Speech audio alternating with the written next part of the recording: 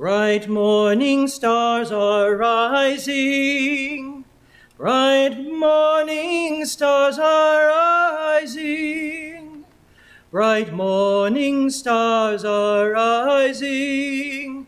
Day is a-breaking in my soul, in my soul. Look to this day, for it is life, the very life of life. In its brief course lie all the verities and realities of your existence. The bliss of growth, the glory of action, the splendor of beauty. For yesterday is but a dream, and tomorrow is only a vision. But today, well lived, makes every yesterday a dream of happiness, and every tomorrow a vision of hope. Look well, therefore, to this day. Please join us in unison in saying the words for the lighting of our chalice together. With humility, we are called as Unitarian Universalists to build a beloved community where all souls are welcome as blessings, and the human family lives whole and reconciled. with this vision in our hearts, we light this chalice. And as you will, please join us in our opening hymn, number 40 in the hymnal and on the screen. The morning hangs a signal, and rise as you're willing and able in body and or in spirit. And to those of you online, please join in as well.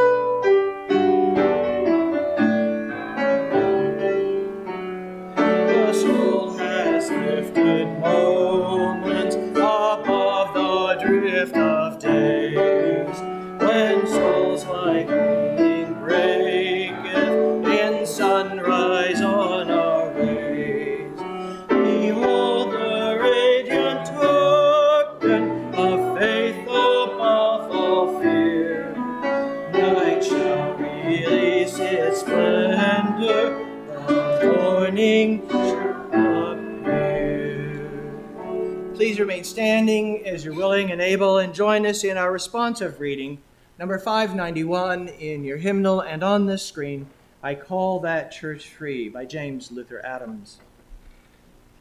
I begin, I call that church free which enters into covenant with the ultimate source of existence. The sustaining and transforming power, not made with human hands. It binds together families and generations, protecting against the idolatry of any human claim to absolute truth or authority. This covenant is the charter and responsibility and joy of worship in the face of death as well as life. I call that church free, which brings individuals into caring, trusting fellowship. That protects and nourishes their integrity and spiritual freedom, that yearns to belong to the Church Universal. It is open to insight and conscience from every source. It bursts through rigid tradition, giving rise to new and living language, to new and broader fellowship. It is a pilgrim church, a servant church, on an adventure of the Spirit. The goal is the prophethood and priesthood of all believers, the one for the liberty of prophesying, the other for the ministry of healing. It aims to find unity in diversity under the promptings of the Spirit that bloweth where it listeth And maketh all things new. And now we greet the Holy present in our midst by briefly turning and greeting our neighbors as we are willing and able.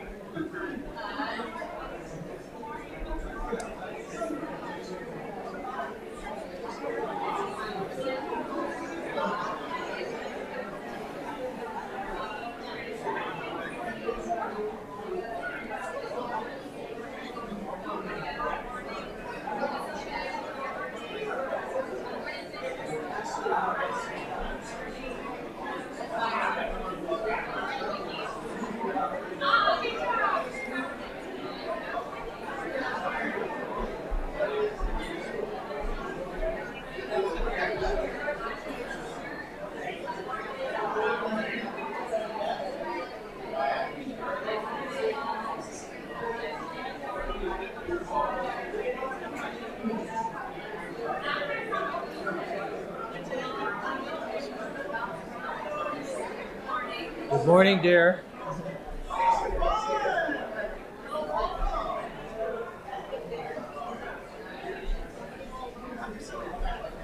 Okay, so for today we're going to just do this, but I need to make one more announcement too. So come on up. You're fine.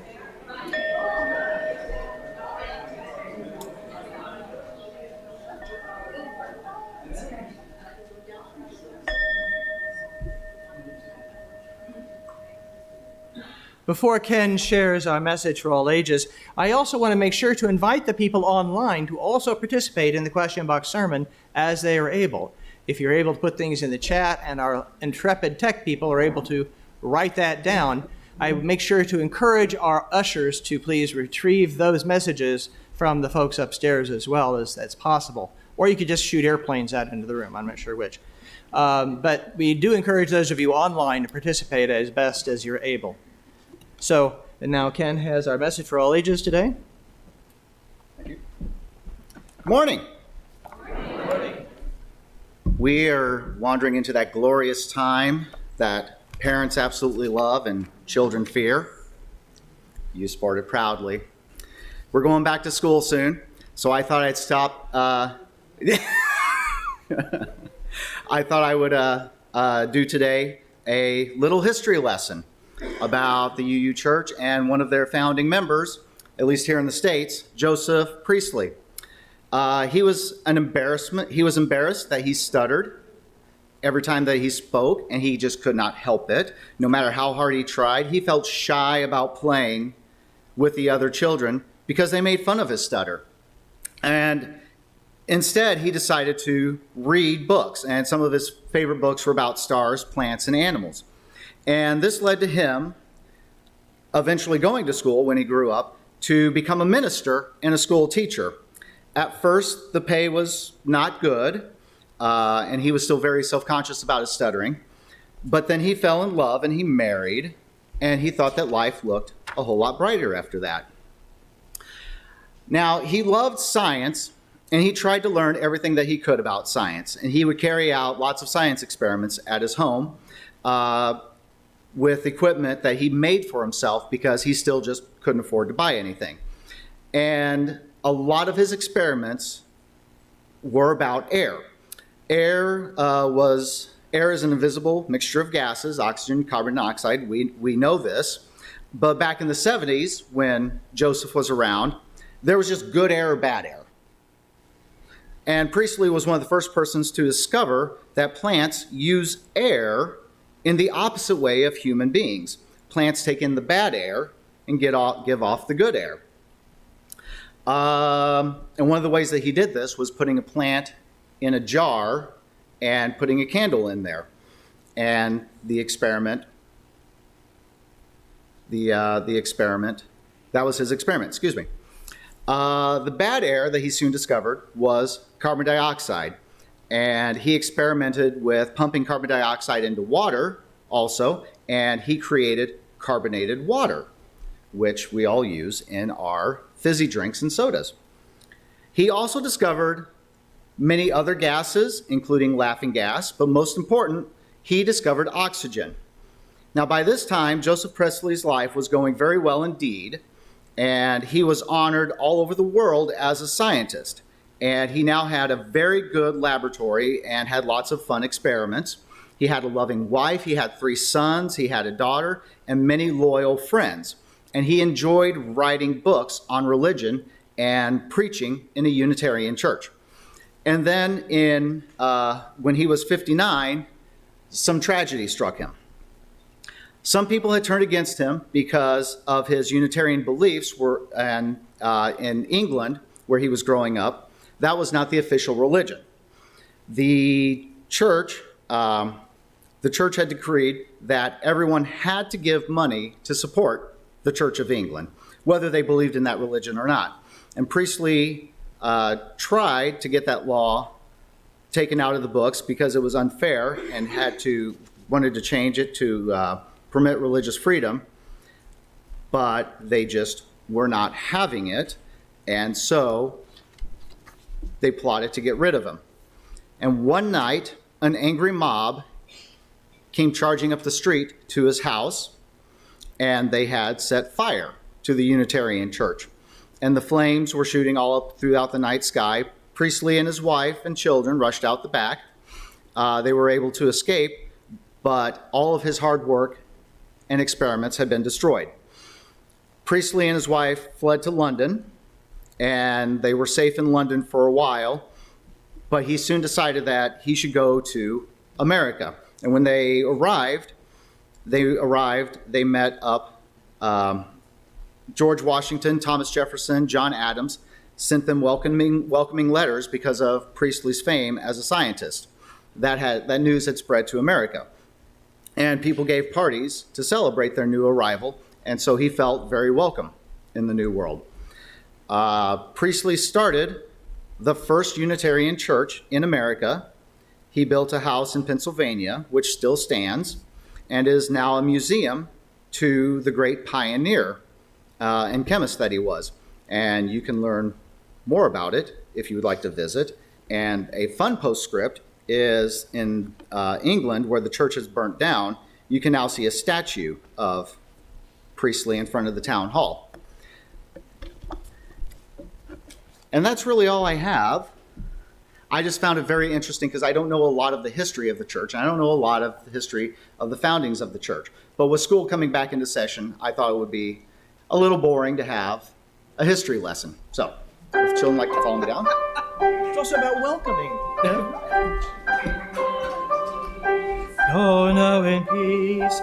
May the spirit of love surround you everywhere, everywhere you may go. Go now in peace. Go now in peace. Thank you.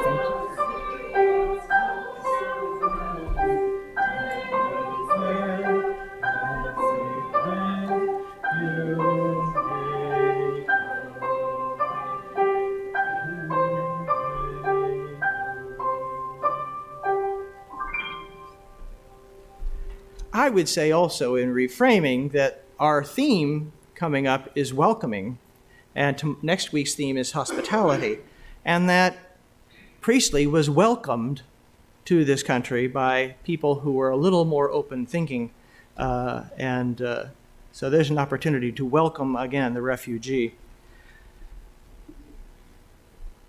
We come together here as a community to share the joys, the concerns, the milestones, the sorrows of our lives. And among us, the following have been shared. Alice Taylor offers a deep gratitude to Gina Haddock for her taming our pollinator garden. Marcy Doyle says happy birthday to Dominic, who is 10.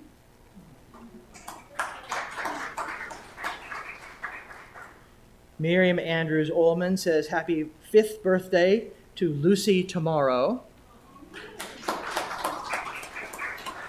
And I would offer that my son Nathaniel, or Nate, turned 15 last Saturday. Yes, a freshman in high school now.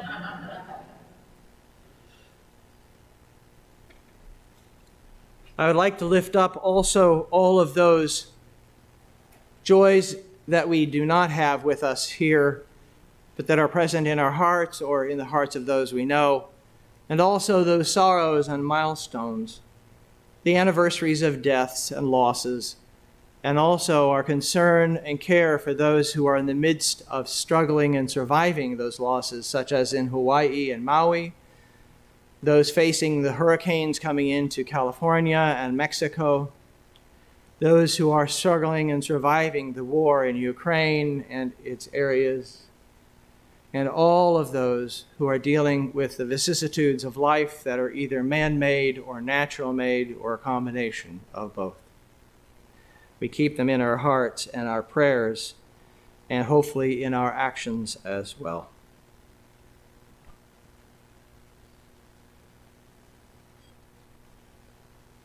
My colleague Alex Jensen has written, "Spirit of life, I find you in those humble places,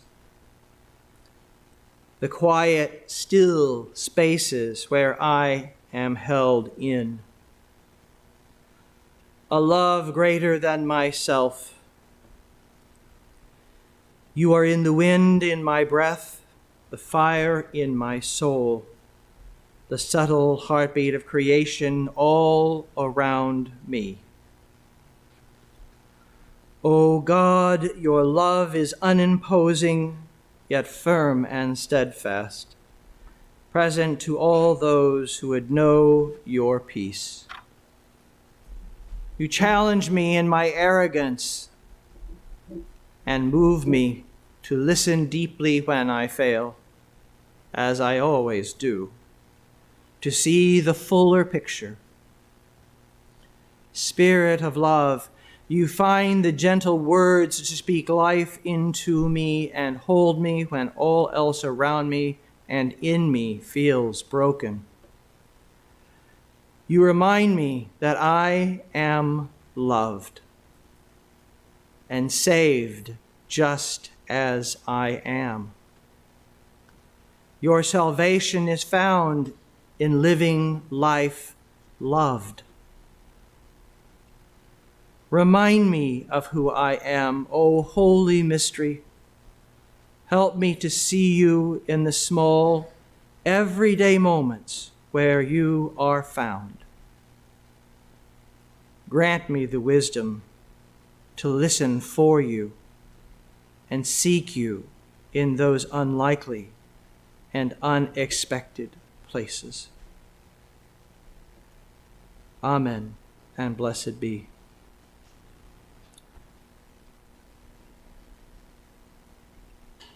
During the musical meditation, please feel free to come forward to light candles.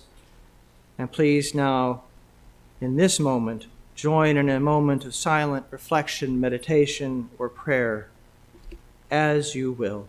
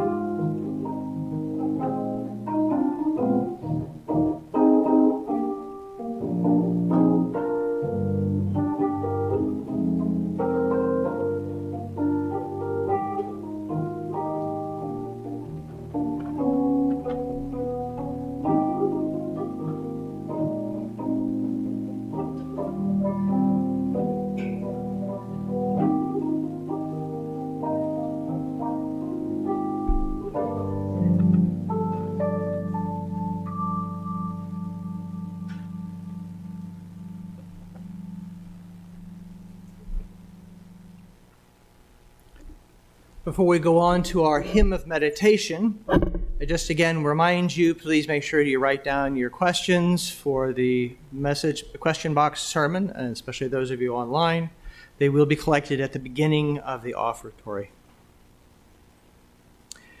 In the meantime, please join us now in our hymn of meditation, number 86, Blessed Spirit of My Life, in your hymnal and on the screen, and rise as you're willing and able in body and or in spirit.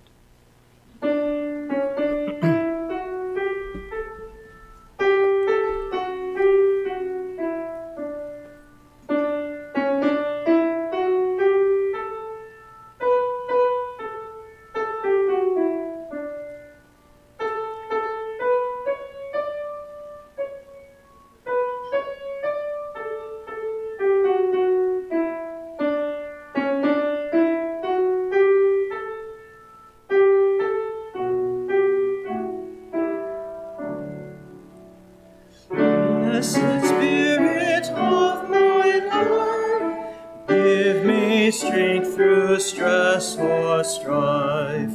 Help me live with dignity. Let me know serenity. Fill me with a vision. Clear my mind of fear and confusion. When my thoughts flow restlessly, let peace find a home in me.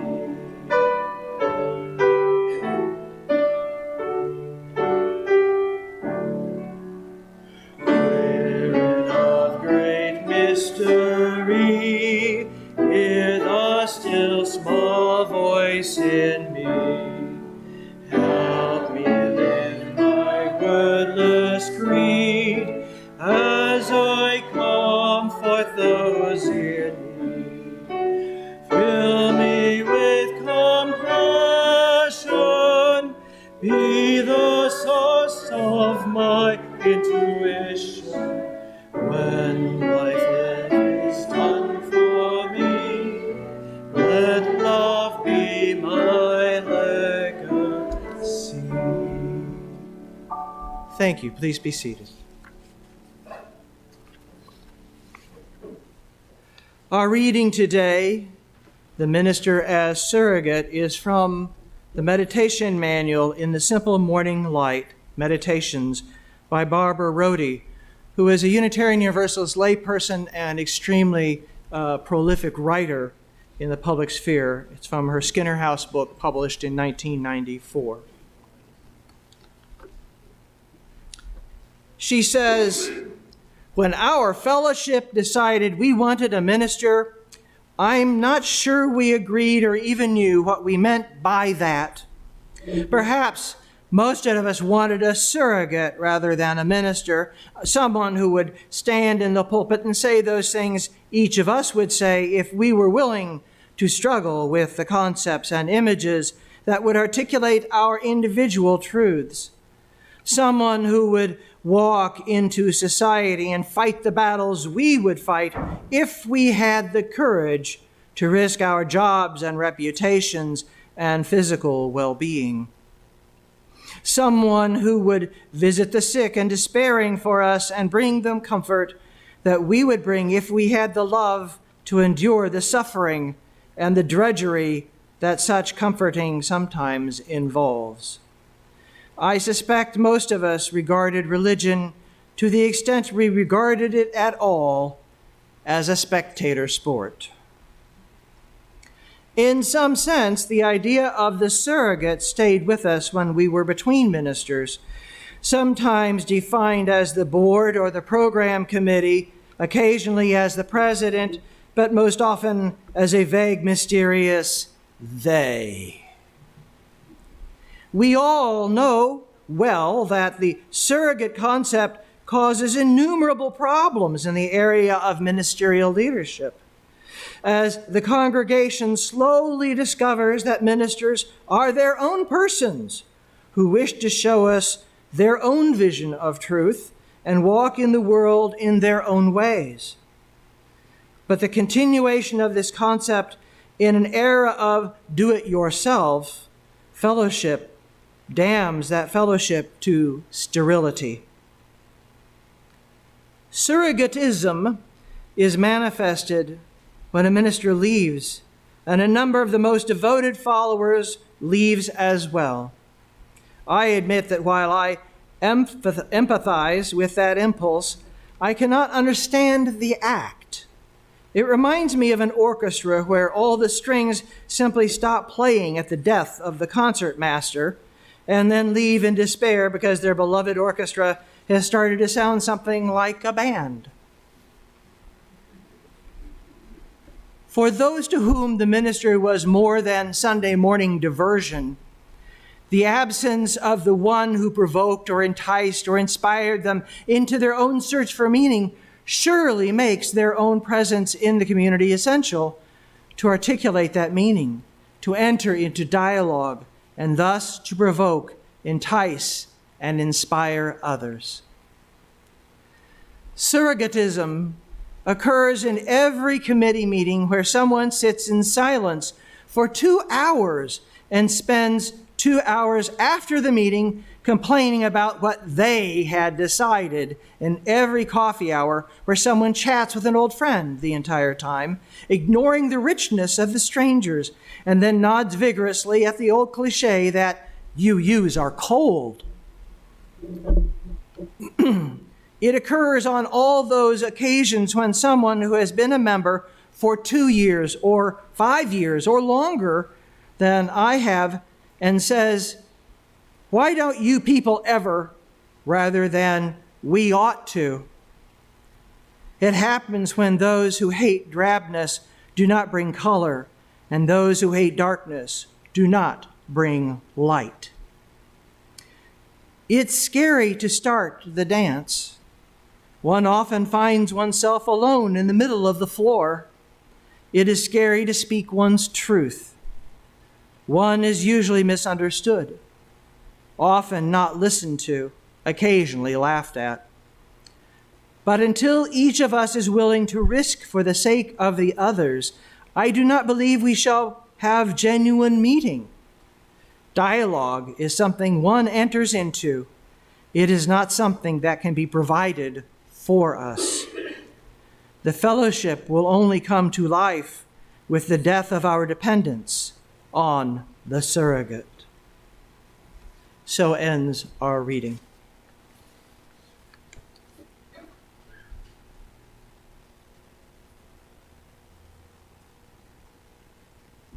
This congregation is a theologically diverse religious community with a membership which is open to all who are in accordance with our principles, our mission, and vision.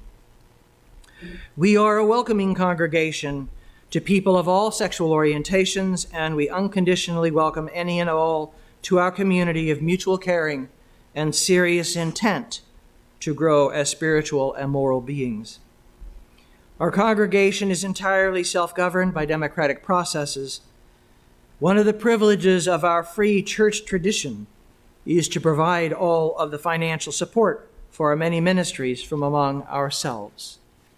Generosity, therefore, is one of the spiritual values we recognize as central to our personal and institutional well-being. You are now invited to participate in the blessing of giving as the ushers come among you to accept the gifts of this congregation. We are sharing our undesignated plate this month with the Quad Cities Interfaith. Thank you, and also remember to turn in your questions as you're willing and able.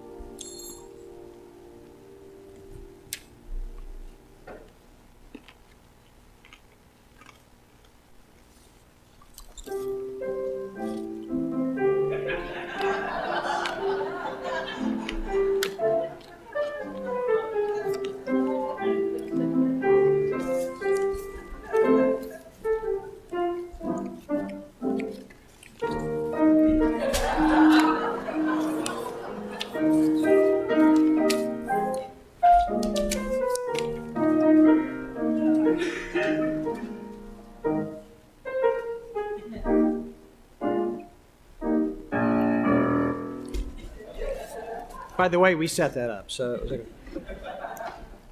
he wasn't just being cheeky. So I often get a chance to better kind of organize these things so they're kind of in groups and I can try and address more of them at once, but I'm just going to take them as they come now. So what is the difference between a Unitarian fellowship and a UU congregation? Not much. Fellowships are a historical artifact because the fellowship movement started post-World War II, and fellowships at that time were intentionally lay-led organizations or congregations set up in communities where there weren't already UU congregations. It was an effort to try and address the post-war interest in Unitarian Universalism that emerged primarily in major metropolitan communities, but also in a lot of university towns and government towns where there was a lot of government research scientists and people like that, such as in Tennessee and Los Alamos, New Mexico, and places like that. Over time, congregations that called themselves fellowships began to then decide they wanted ministers. And so the first congregation I ever served was the Unitarian Universalist Fellowship of Columbia, South Carolina. But they'd had ministers for 20 years already at that point in time, but still called themselves a fellowship. Eventually, they changed their name to congregation later on. Some do that. The UU congregation, UU Fellowship of Raleigh, is an 800-member congregation with ministers and has had ministers for about 4 decades, but they're still called a fellowship.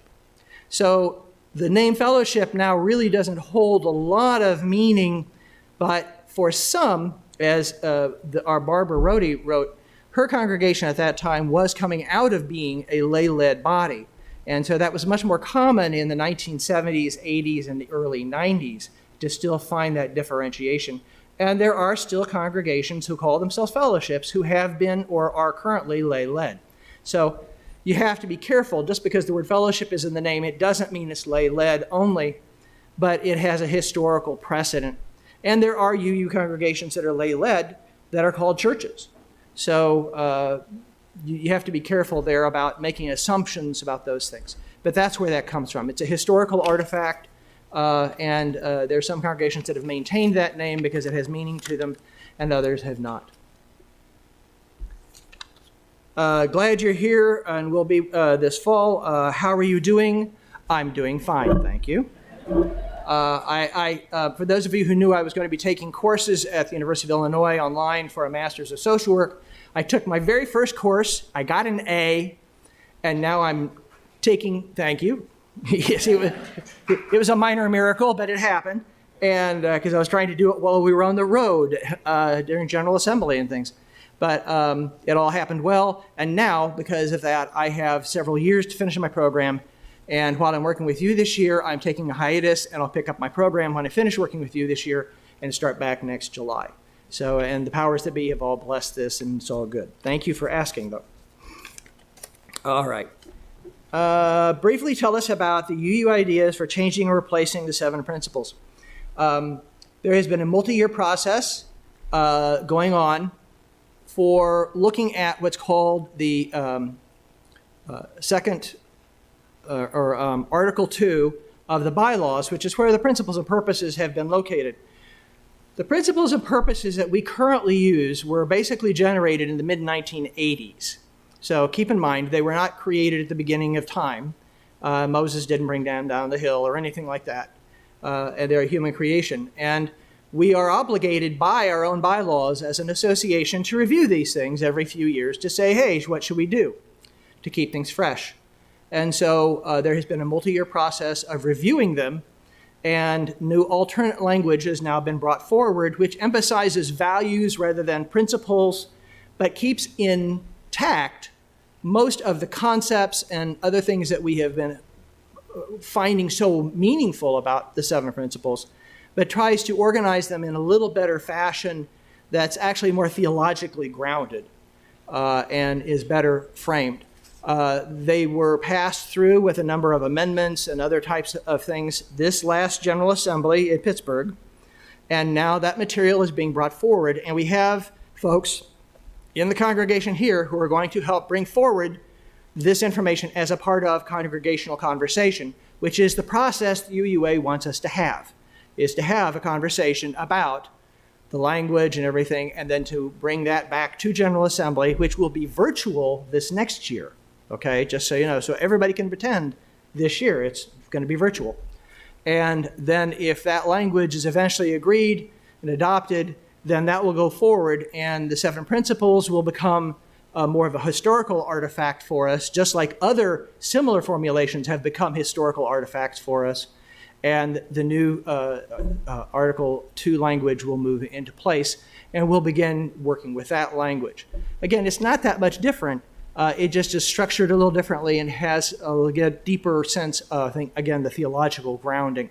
So I would encourage you to participate in the conversations about these things.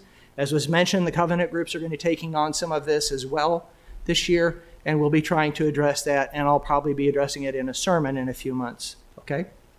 So thank you for asking. There's lots of stuff online.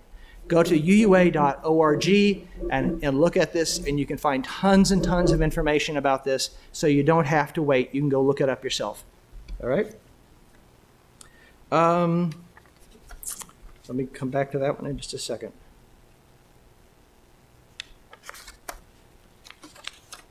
All right. How do we learn more about UU values? Come to church.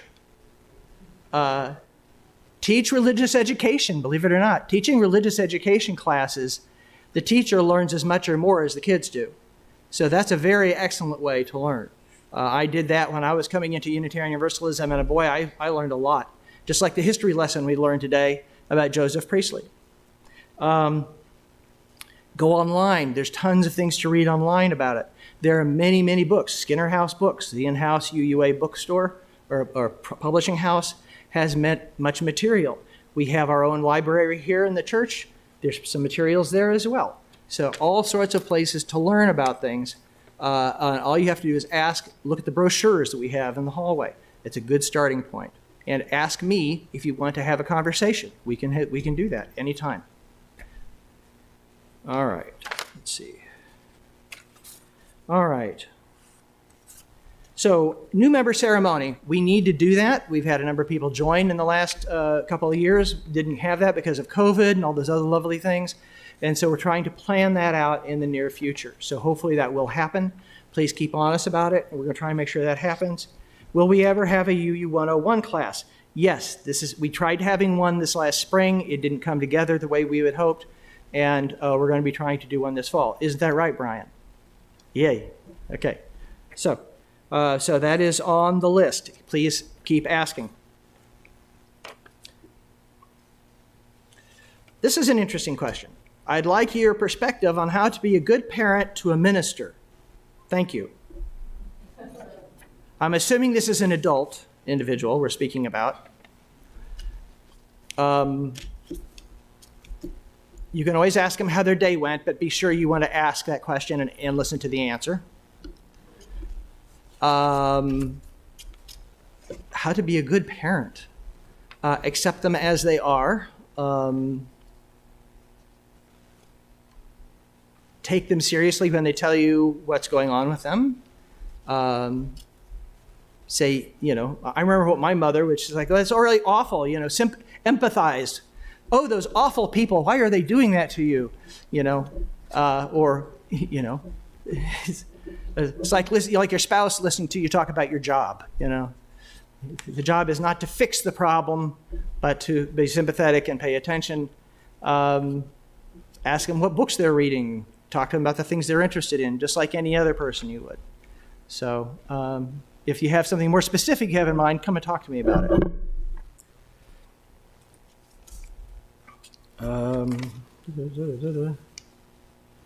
How does the UUA set a minister's salary?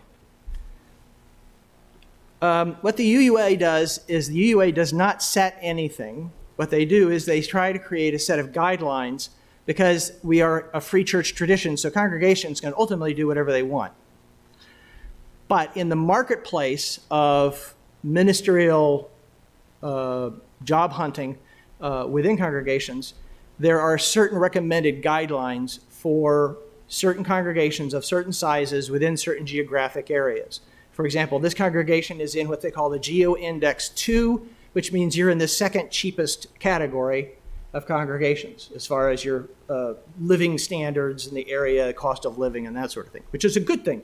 You don't want to be in a 7, which is San Francisco and Seattle and places like that, New York. And so they try and make sure it's based on a number of things. And they do look at comparisons between other denominations, particularly like United Church of Christ, which is our kissing cousins, the Disciples, and other mainstream denominations.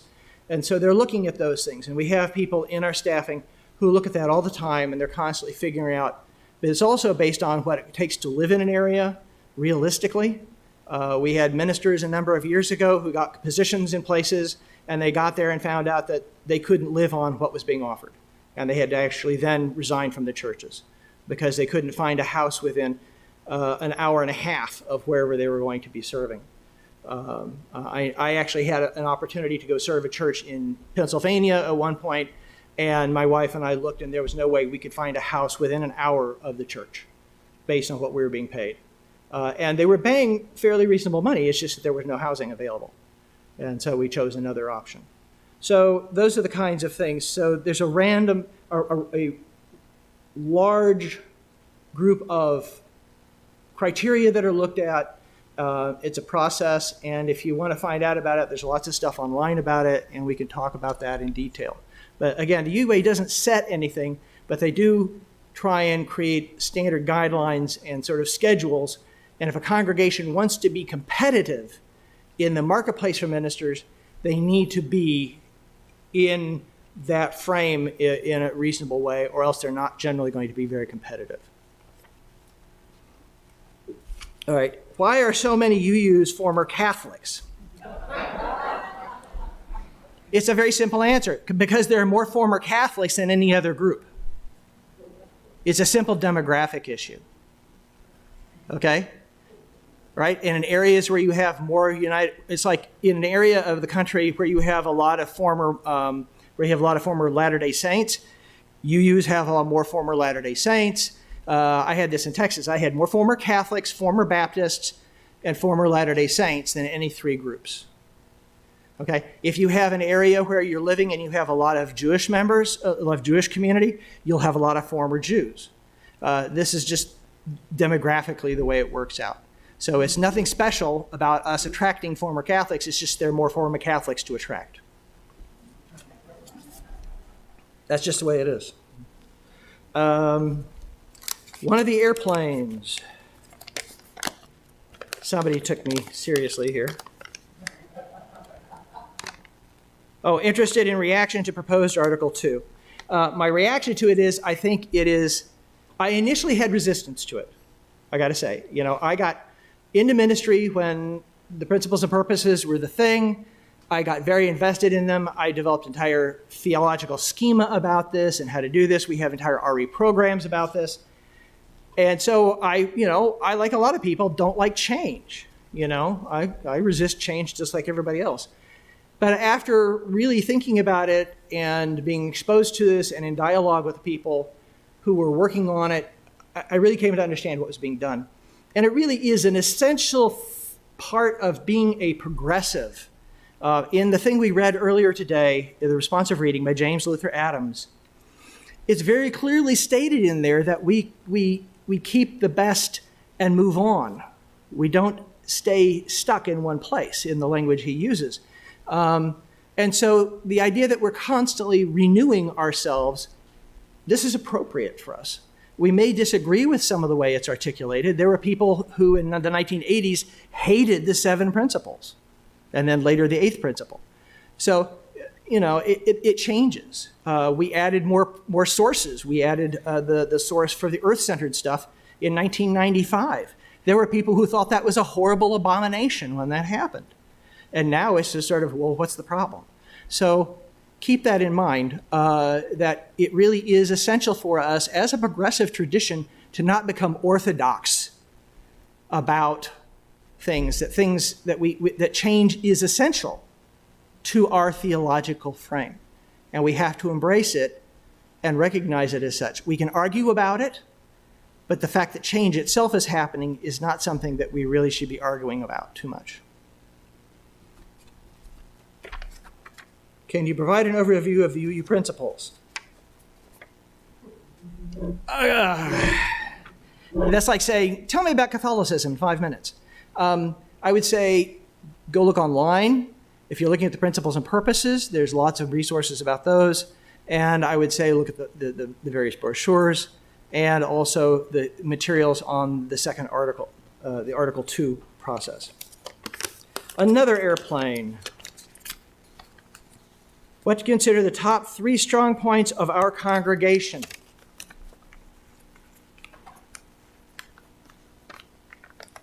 And it's not that this is hard, it's just I want to get the right 3. In no particular order, keep that in mind, you have an amazing location. You have a phenomenal location. But you also do an amazingly good job of hiding your light under a bushel. Because you have all of these trees around you, which are lovely, no one can see you. I pulled up the intersection yesterday coming this direction on Kimberly, and you can't see the building. You don't know anything there except a hill full of trees. That's it. And if this was a business, you would see the building, you would see signage, you would see all those things that are necessary. So you picked a beautiful location. It's great to look out from, but nobody can see you and no one knows you're here. So you're squandering that opportunity. Okay? That's just number 1. And that's an opportunity. All you have to do is fix it up, and it's passively going to serve you without anything else. So I'd say that's a big one right there. You all have an amazing history to draw on. You have a deep history. You have a family, an entire family who's committed to the archives of this congregation. The Harringtons and anybody else they can dragoon into this project. And that is worth gold because it tells you who you have been, and that also tells you who you have the possibility of being again. Okay? You have gotten through much worse times than the ones you're in now and have gone on to glory. So you have a rich, rich, rich history to draw from for inspiration and for understanding and as a part of the roots of the tree of who you are. And you have an amazingly committed lay leadership here. People who are putting in outstanding numbers of hours and time and their own money to make this place work. Okay, so I would say those 3 right there. And then I would add to it, you have a very committed staff on top of that. And you all have a history of coming through when the chips are down. So I would say, you've got 5 things right there that you all can count on, and you should. You also have a 6th thing. You have reputation in this town of being people who show up for stuff. And that's important. And I would say keep that reputation going. Show up for stuff. You're the ones who show up. Keep that up, and that's important. So I would say you have those things going for you right now. And you need to leverage those things as best you can as you move forward.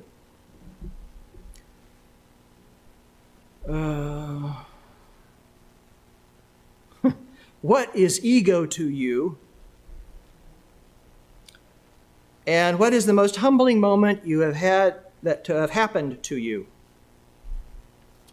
Okay. I fell asleep in the middle of a worship service that I was leading.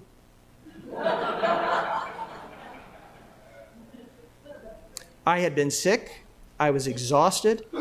We were doing the worship service. We were doing the meditation music. And I started snoring. And I had to be woken up. That's the most embarrassing moment. And I survived. And I went on and did another 4 or 5 years there. So if you can beat that, go ahead.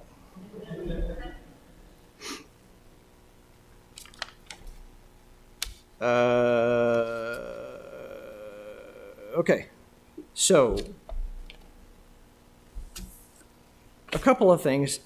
One is a financial issue here. What can we do to afford a full-time minister? Well, the simple answer is raise more money. And then how you do that is, that's where the rubber hits the road. There are a number of congregations your size in this area regionally that are paying for full-time ministers with staff and everything else. So it's not your size. Okay? So I can't tell you specifically what you need to do. I would suggest, and I have suggested this to your lay leadership, that at some point, either this year or in the near future, that you bring in professional financial consultants to help you sort through things, to help you make sense of it. Because frankly, as smart as all of us are, and some of us think we're always the smartest person in the room, right? There's nobody in this room who has not encountered themselves or somebody else being the smartest person in the room, right? But as smart as we all are, we don't know everything. And we need people who are better informed about stuff and who are paid to tell us how to maybe do things better. So I think that's one thing. We are going to be paying attention to how we structure our stewardship programs and things. I just had a very long conversation with our president about this on Friday, and looking at that. And so, we're going to be doing some internal restructuring and enhancing of things to make sure we do things better in a more systematic and structured fashion. But I think longer term, you all need to look at some issues about your own relationship with money. I have to say, one of the axiomatic kinds of things that any ministers group who come together, we're getting along here. Ministers of any denomination can get together and share the same stories with each other, because human community is the same. We may have theological differences, and might be political differences within those communities. And one of the things that we often encounter is people coming up to us in almost the same breath, telling us how really sad they are that church can't raise the money they need, but they'll be back from their 3rd vacation that year in a couple of weeks, especially vacations overseas, or to their 2nd house, wherever it might be, or to their 3rd house, wherever it might be. And I've had these conversations with people.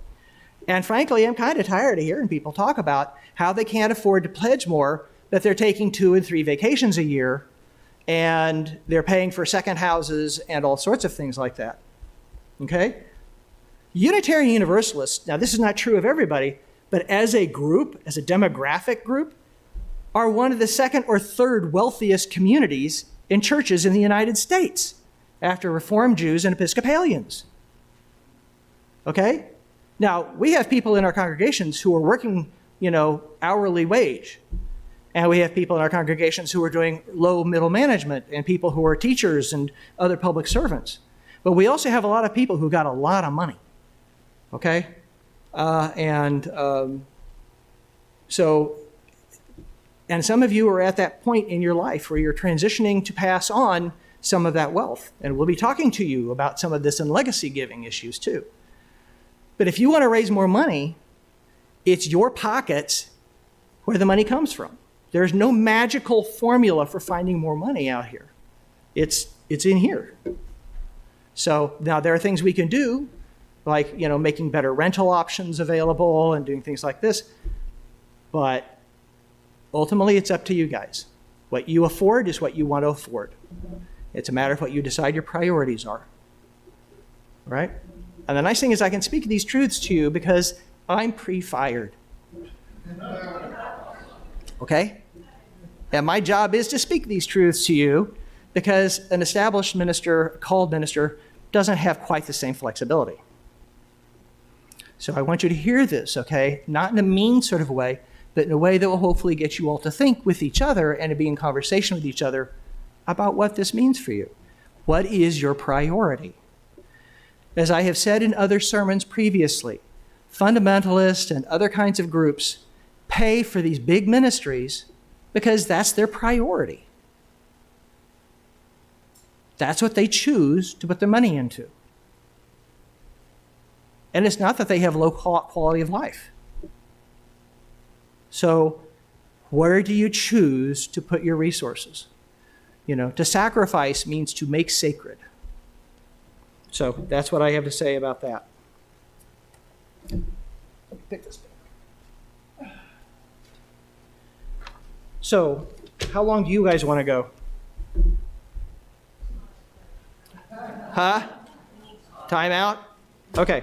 So one last thing then.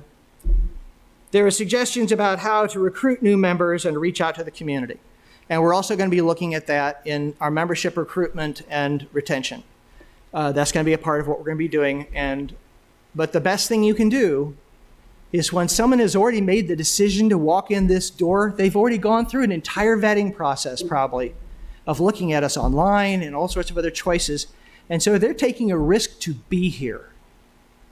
Treat them well. Treat them well every time they come in the door. Make them feel welcome. Help them connect with other people. Help them find resources for processes and programs they can be a part of and their family. That's how you gain and grow people. Congregations on average lose about 5% of their congregation every year, which is why you need at least a minimum of a 5% growth every year just to stay level. Okay? So if you're not doing that, you're going to go into decline. So those are some very basic things to keep in mind, and we'll be talking about this as we look forward at other, how we do membership and stuff going forward this year. So I'm going to shut up now, and if we didn't get to you, I apologize. We'll go forward.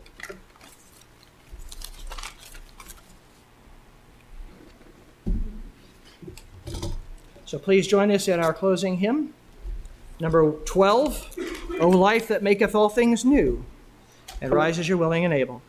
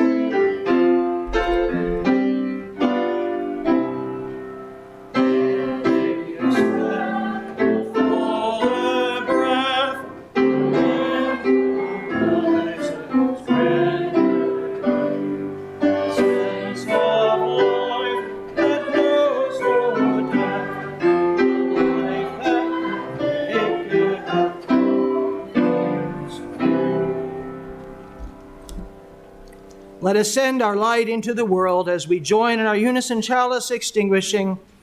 We extinguish this flame that not the light of truth, the warmth of community, or the fire of commitment. These we carry in our hearts. We are together again. Within each of our hearts there is a most glorious light. Go forth and let its spark help you understand what troubles both you and others. Go forth and let its light of reason be a guide in your decisions. Go forth and bring its ray of hope to those in need of help in both body and spirit, that they may find healing. Go forth and fan the flames of passion to help heal our world. Go forth and spread the warm glow of love, pushing back against the darkness of the world. Go forth and share your glorious light with the world. May the Eternal bless you and protect you. May the Eternal smile on you and favor you. May the Eternal befriend you and prosper you and all people always. Amen, and blessed be. Please be seated for the postlude.